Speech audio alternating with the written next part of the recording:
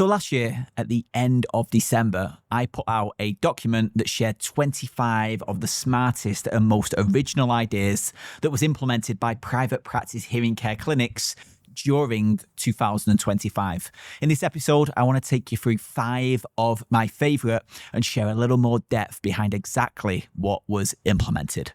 Welcome to the Business of Hearing podcast. My name is Ollie Luke, and if you're a private practice hearing care leader that wants to grow reputation, recognition, and revenue and become the obvious choice in your community, then you found your people. Welcome along. So, I will, in the show notes, in the comments below, wherever you're looking, share the links you can download exactly what I'm looking at right now. But at the end of 2025, I put together a big, long document and I highlighted 25 unique ideas implemented by different practices around the world that was unique. Because I don't know about you, but I've always found hearing care industry is somewhat incestuous in its ideas. It borrows a lot from within. It's rare that an idea outside of the industry makes its way in and is utilized. And every single idea in this was unique, new, interesting, or at least worth telling a story about, given that I've never seen it before. All right, so let's dive into this. So, if you've not checked this document out, I will put it in the show notes, the description below this video, the show notes of the podcast, but highly encourage you to take a look because based on working with over 85 practices during 2025, we looked at what many of the unique things that was implemented and put it all into a nice list to explain the what, the why, the how, the impact, etc. Because I don't know about you, but I've always found much of the ideas that exist in the hearing care industry are somewhat incestuous, right? It's ideas borrowed from within a lot. It's very rare that an idea gets borrowed from another industry and applied or made unique to our industry. And much of the ideas that I share here are smart things that occur elsewhere that have been borrowed, swiped, deployed, however you want to word it, by hearing care clinics, some very experimental, some that have made significant impacts. And I want to take you through 5 of my favorites. The first one comes from a practice out in Texas that went with a unique physician marketing strategy in 2025. Because if you fundamentally break down a physician marketing relationship, it's worth a lot of money if you get it right? This is a referral partner that has the ability to push multiple patients to you. Let's do some simple maths on this. If somebody has the ability to push 10 patients to you, let's say even 2 of them can move forward with treatment and just give you $5,000. Let's call average transaction value $5,000. It's a $10,000 a month relationship, $120,000 a year. If it's a 10-year relationship for the next decade, really what we're talking about is a $1 million plus relationship if we get it right. The question is, for one of them, how much are you willing to pay to acquire that relationship? Now, most practices will drop some cookies, drop some coffees, drop a bundle of information on and hope for the best. What the practice did in Texas is they played the game. They said, okay, these are the physicians that have referred a handful of patients to us, but we know they have the ability to refer many more. So we're not strangers to them. They know who we are, but we now want to get more of the wallet, more of the market share, however you want to put it, and grow our prevalence in the conversations that they have. So what did they do? They didn't send more information. They didn't send another bundle of resources. What they did instead was they created video cards. Now, you may have not seen these, but they're super, super cool. So it's a printed card, it's relatively thick, that lands in the mail with a bit of a thud. And when you get it, you open it up and then a video automatically plays. So it's the owner of the practice sharing, look, thanks so much for the referrals that you've shared with us. Here are 4 things that we're doing in 2025 in order to make your life easier, ensure that we can help more of your patients with their hearing healthcare. We've introduced this from a tinnitus perspective. We've launched a physician portal on our website, like a big run through an overview of all the things they've done.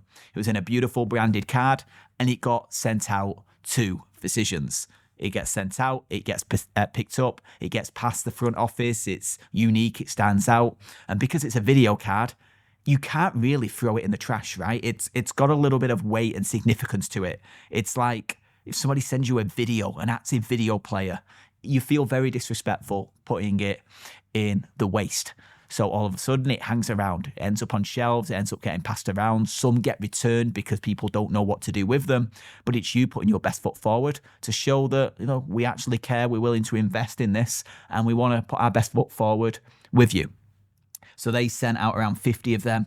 Naturally, as a result, grew relationships, grew referrals, grew relationship, grew impact. More physicians now know of them, respect them. They did something vastly different that most practices don't.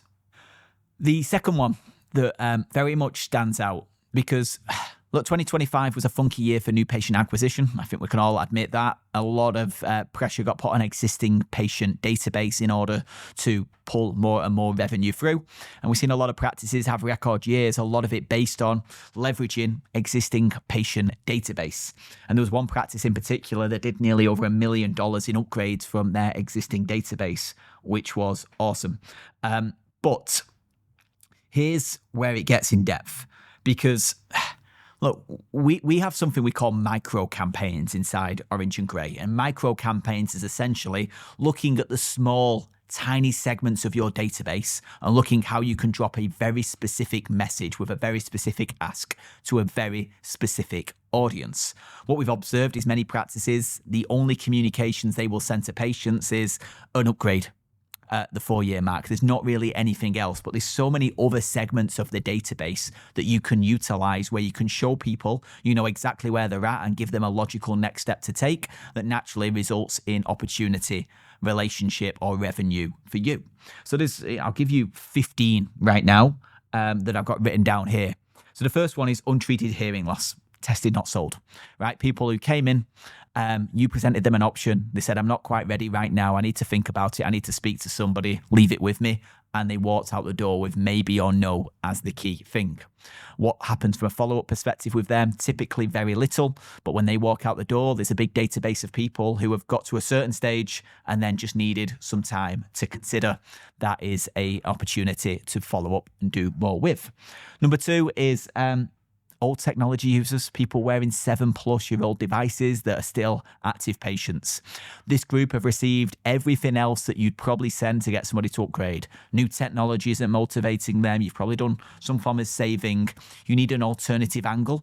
And what you can do, what we found works, if you play to their ego, you're in a better situation. If you can write to them and say, hey, Mr. or Mrs. Patient, you're one of the most experienced hearing aid wearers we have. And we'd love your opinion on this new technology. Like, you can create an angle there that gets them through the door, that speaks directly to them and, dare I say, their ego. The third one is people who've been in for repairs that didn't buy hearing aids through you. They're clearly a hearing aid wearer. They've been in for a troubleshooting issue. It may not be a huge list. This may be 7 people, 17, 70 people. But this is hearing aid wearers that trusted you when they had a problem. So clearly they probably don't have a provider they can go to, especially if they're in the area and you hold a mailing address for them. There's probably an opportunity to get them through the door, do a clean and check, and show their devices are optimally performing. And as a result, you may bump into some upgrades. Number 4, patients that that have an expiring warranty coming up. This is a prime group. You probably should get them in for a deep cleaning or some form of appointment that you can position while they're still under warranty that can ensure that if there is any puzzles, it can be taken care of by the manufacturer. You can naturally start to have conversations of what happens after warranty. Number 5, what about patients that are out of warranty? It's recently expired. They're not under any service or cover. There's opportunity there. What about patients that are overdue appointments? They've not been in for over 12 months, and there's a very, very big risk right now that you may see them as your patient, but they don't see you as their provider. And if they don't see you for a period of time, when they do come to a point where they need new technology, are they going to choose you, or could they go for a cheaper solution because they now feel like an experienced hearing aid wearer? Get your hands on them. What about people who've inquired about tinnitus but not shown up? What about people whose annual tests are overdue? What about people who have insurance benefits renewal? What about people who are the caregiver or family and contacted on behalf of a patient? What about people who requested info but never booked or scheduled? What about people who are initially pediatrics but with 5 years on and they're now clearly an adult? Where are they going? What can we do to get them through the door? What about new hearing aid wearers? Somebody that was fitted within the last 12 months and we can lean in for a referral, ask a referral request. What about former patients who went elsewhere, who you do want back, you don't want them all back? What about high NPS promoters? The ones that you know are super happy patients that you can grow relationships with further and turn them into almost super fans, advocates for the practice, and somewhat ambassadors of the practice. There's so much gold in those database opportunities, but just trying to do the lazy approach of let's just send one upgrade campaign is not the approach. Having specific campaigns planned to hit every single segment is a key step. So let's jump into the next one. So the next one is hosting a tech talk. So look, if I look at, let's look from an upgrade perspective, right? Let's say you have 100 patients that are wearing 4+ technology and you reach out to them to say, come and trial some new technology. What percentage of that 100 people are ready to move forward? They're waiting for you to send them a letter because they're kind of itching that, okay, I know I need to get something new, and they just need a kick up the backside to do it. It's probably less than 10, right? And you'd see that, right? You send 100 patients. If you get 4 or 5 of them to schedule, that's a huge success, 4 to 5% conversion rate. However, there's probably a big chunk of them, 50, 60%, that are curious. Like, they're not at a stage where they're ready. They're not particularly motivated. They don't want to spend $7,000 tomorrow. They're pretty comfortable with what they've got, but they're curious. How much has changed over the past 4 years? In the same way that if you own a car that's 4 years old and a new model comes out, you're a little curious of what's different, what's better, right? And this is where a tech talk came in, which was essentially a webinar that was hosted by a practice where they invited patients that are 4+ years towards it to say, hey, come and discover. We're talking about how technology's evolved over the past several years. If you're wearing these devices, which patient is wearing, then you'll find it super helpful. And essentially, it was a 45 to 60 minute presentation where we talk about how hearing technology has evolved. What are the big developments that are happening right now? And the goal really is to create as much curiosity as possible. Create the gap in people's minds between what they're wearing and what technology looks like today. And then at the end, just say, look, we're offering technology review appointments. Come in, you can try something new. No obligation, come and experience it for yourself. It's very difficult to explain to you how some things got better that you need to experience for yourself. So we've made the space on the schedule to do so. You're using that webinar to create huge amounts of curiosity, and then you make it easy to close that gap at the end. That is a wonderful way to take people who probably aren't ready yet or wouldn't be motivated off their own back to come and schedule, but you create enough curiosity and you can accelerate that journey. If you do that well and then follow it with a traditional upgrade campaign, sometimes that works beautifully as well. But that was a smart move done where you're leveraging like webinars, running Zoom meetings, and almost building community between patients where you're being the educator and helping accelerate the journey that they make. The fourth big idea that I thought was very well executed in 2025 was launching a local YouTube channel. Now, YouTube isn't new. Launching a new YouTube channel isn't something that's revolutionary. It's not really something that's not happening in our industry, right? There's nothing new about it.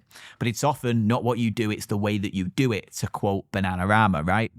And as a result, there was a practice out in Canada that did a wonderful job with this. Because what they did was not just build a YouTube channel that answered questions, they built a YouTube channel that spotlighted local area and answered questions. That combination is key. Because what they fed to the algorithm was, we focus on this community, then they fed the expertise. Now that means you leverage two things. You leverage more people discovering you locally because you're reviewing local places, showing up in the community, that stuff gets shared. And then the expertise is going out that allows more people to know of your expertise, associate that with locally, and your local presence grows. You become locally iconic as a result of leveraging YouTube as the platform that then feeds many others. Not a complex strategy, a relatively simple one, but high levels of execution. An inch wide, a mile deep, right? That was the approach. And then the fifth one was utilizing a minimum guaranteed future trading value on devices. So a practice out on the West Coast, what they do is when a patient steps into new devices, they give them a certificate as part of the information pack that they receive. And that certificate says that your minimum guaranteed future trading value is X. I think it's $1,500, and it's valid for a certain date, and the date is very much highlighted on it. Now, what does that mean? Well, we're anchoring a conversation about an upgrade for a certain date at around the 36 to 42 month mark, because what we're doing is saying if you upgrade before this window, then you get this trade in value. You're doing the work now in order to set up the second sale and make it as easy as possible. And knowing that if you get a patient now, you want the lifetime value of the patient to be naturally as strong as possible, then this is almost anchoring when the logical moment to upgrade is. And you're building in that expectation that patient isn't going to hang on to the device for 6, 7, 8, 9 years. They're almost preset that at the 4-year mark, we need to step you into something new, and it's financially rewarding to do so. Like, they're doing the work now that looks like it's elevated value on the plan, but also helps them significantly along the journey at shortening those upgrade windows. And I know what you may be thinking, like, they're giving $1,500 away to get people to upgrade before 4 years. You play the long game on this. You start to play this over a 10, 15, 20-year period, and you've got the choice. Do you want patients upgrading every 6 years, or do you want patients upgrading every 4 years? And what's going to earn you more money over time, knowing that the second set, third set, and fourth set is going to require significantly less time with the patient, given they're going to become a much more experienced hearing aid wearer. All of a sudden, it starts to make a lot of financial sense. But that was a great idea, implemented to a high standard, consistently done, that has become a fabric and part of the practice. But that is just 5 of 25 of the different ways that practices did something unique and original in order to stand out, to become well known, in order to naturally grow reputation, recognition, and revenue of their practice. Go and catch the full document below in the show notes, in the description. It's a link so you can access it all. No download, no opt-in or anything like that. You'll be able to just access it all. And I'll be back again next week with another episode. Speak to you then. Right. Cool.